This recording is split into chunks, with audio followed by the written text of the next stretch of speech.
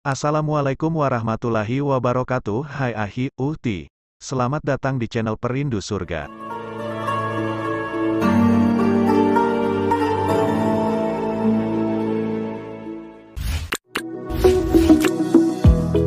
Peristiwa Isra dan Miraj. Kisah perjalanan Isra dan Miraj Nabi Muhammad Shallallahu Alaihi Wasallam. Peristiwa Isra Miraj adalah salah satu peristiwa yang agung dalam perjalanan hidup Nabi Muhammad Shallallahu Alaihi Wasallam. Secara umum, kisah yang menakjubkan ini seperti yang disebutkan dalam firman-Nya. Subhanallazi asra bi abdihi lailam minal masjidil harami ilal masjidil aqsal lazi barakna haulahu linuriyahu min ayatina, innahu huwas samiul basir. Artinya, Maha Suci Allah, yang telah memperjalankan hambanya pada suatu malam dari Al-Masjidil Haram ke Al-Masjidil Aqsa yang telah kami berkahi sekelilingnya agar kami perlihatkan kepadanya sebagian dari tanda-tanda kebesaran kami. Sesungguhnya Dia adalah Maha Mendengar lagi Maha Melihat. Quran Surat Al-Isra ayat 1. Rasulullah Shallallahu Alaihi Wasallam bersabda menceritakan perihal malam Isra, Miraj.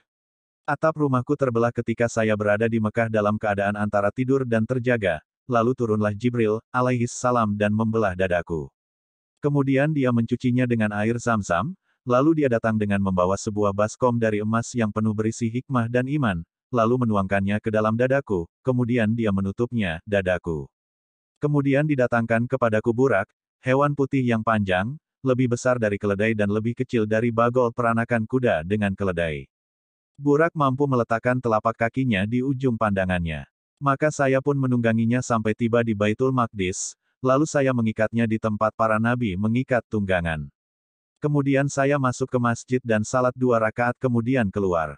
Kemudian kami naik ke langit pertama, dan Jibril minta izin untuk masuk, maka dikatakan kepadanya, siapa engkau? Dia menjawab, Jibril. Dikatakan lagi, siapa yang bersamamu? Dia menjawab, Muhammad. Dikatakan, apakah dia telah diutus? Dia menjawab, dia telah diutus. Maka dibukakan bagi kami pintu langit, dan saya bertemu dengan Adam. Beliau menyambutku dan mendoakan kebaikan untukku. Kemudian kami naik ke langit kedua, lalu Jibril berkata, bukalah pintu langit. Penjaganya menanyakan seperti yang ditanyakan oleh penjaga langit pertama. Lalu beliau menyebutkan bahwa beliau bertemu dengan Nabi Isa dan Yahya di langit kedua, Nabi Yusuf di langit ketiga, Nabi Idris di langit keempat, Nabi Harun di langit kelima, Nabi Musa di langit ke-6 dan Nabi Ibrahim di langit ke-7. Beliau bersabda, maka saya bertemu dengan Ibrahim dan dia sedang bersandar ke Baitul Mamur, dan dia adalah masjid yang dimasuki oleh 70.000 malaikat setiap harinya sedang mereka tidak kembali lagi. Lalu dia, Jibril, membawaku ke Sidratul Muntaha. Ternyata daun-daunnya seperti telinga-telinga gajah dan buahnya seperti tempayan besar. Tatkala dia diliputi oleh perintah Allah, dia pun berubah sehingga tidak ada seorang pun dari makhluk Allah yang sanggup menggambarkan keindahannya. Juga diperlihatkan kepadaku 4 sungai, 2 sungai di dalam dan 2 sungai di luar, maka saya berkata, apa kedua sungai ini, wahai Jibril? Dia menjawab, adapun 2 sungai yang di dalam, maka itu adalah 2 sungai dalam surga. Adapun yang di luar maka dia adalah Nil dan Efrat. Kemudian Jibril, alaihi salam datang kepadaku dengan membawa sebuah bejana yang berisi khamar dan bejana yang berisi susu, lalu saya pun memilih susu. Maka Jibril berkata, engkau telah memilih fitrah. Kemudian kami terus ke atas sampai saya tiba pada jenjang yang di sana, saya mendengar goresan pena. Lalu Allah mewahyukan kepadaku apa yang Dia wahyukan. Maka Allah mewajibkan atasku 50 salat sehari semalam. Kemudian saya turun kepada Musa, alaihi salam. Lalu dia bertanya, apa yang diwajibkan Tuhanmu atas umatmu? Saya menjawab, 50 salat. Dia berkata, kembalilah kepada Tuhanmu dan mintalah keringanan, karena sesungguhnya umatmu tidak akan mampu mengerjakannya. Beliau bersabda, maka saya pun kembali kepada Tuhanku seraya berkata, wahai Tuhanku, ringankanlah atas umatku. Maka dikurangi dariku 5 salat. Kemudian saya kembali kepada Musa dan berkata, Allah mengurangi untukku 5 salat. Dia berkata, sesungguhnya umatmu tidak akan mampu mengerjakannya, maka kembalilah kepada Tuhanmu dan mintalah keringanan. Maka terus-menerus saya mondar-mandir antara Tuhanku, Ta'ala, dan Musa, alaihi salam.